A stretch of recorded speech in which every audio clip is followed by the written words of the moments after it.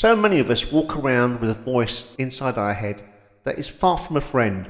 It critiques our every move, magnifies our flaws, and tells us we're not good enough. This can lead to what's known as imposter syndrome and can be a huge barrier to personal growth.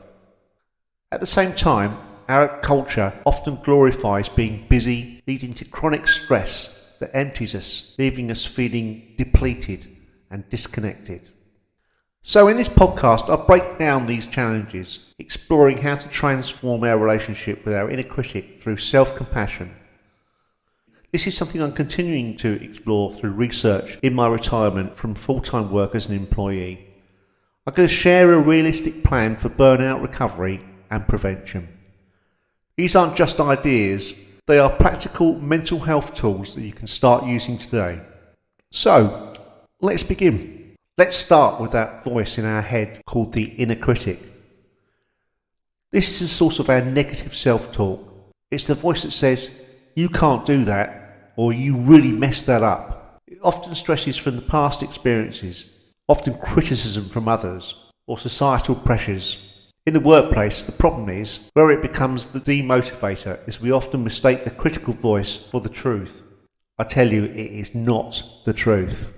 The common advice we get is to build self-esteem, to tell yourself, oh, you're great. But for many of us, that feels inauthentic and can even backfire, resulting in even more self-doubt.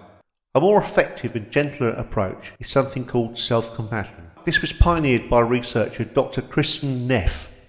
Self-compassion isn't about letting yourself off the hook. It's about treating yourself with the same kindness you would offer a good friend who is struggling.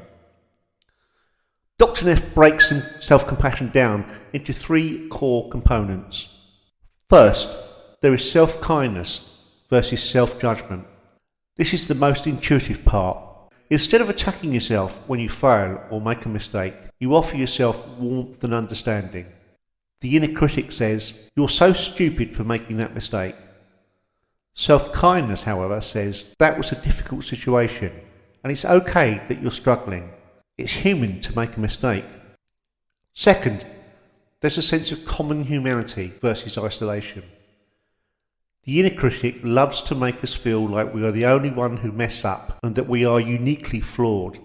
This creates a painful sense of isolation. Common humanity is the recognition that suffering and feeling inadequate are part of the shared human experience. Let's face it, everybody struggles. Everyone feels pain. Instead of, what's wrong with me? Consider this. This is a difficult moment for anyone. It connects us to others rather than to the separation. Okay, and thirdly, there is mindfulness versus over-identification. As you've heard in my previous podcast, I talk about mindfulness is about observing our thoughts and emotions without suppressing them, but also without getting lost in them. It's a balanced approach. When we are over-identified with a feeling, we might think, I'm all sadness.